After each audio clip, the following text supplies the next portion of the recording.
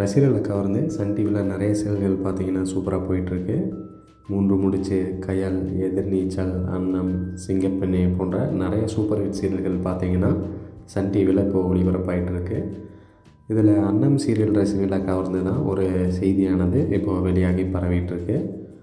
என்ன அப்படின்னு சொல்லி முழு விவரத்தையும் இந்த பதிவில் நம்ம பார்க்கலாம். 2024 பார்த்திங்கன்னா அன்னம் சீரியலானது ஒளிபரப்பாக ஆரம்பிச்சது. கிட்டத்தட்ட இப்போ ஒரு 350 எபிசோடுகளை தாண்டி வெற்றிகரமாக ஒளிபரப்பாயிட்டிருக்கு.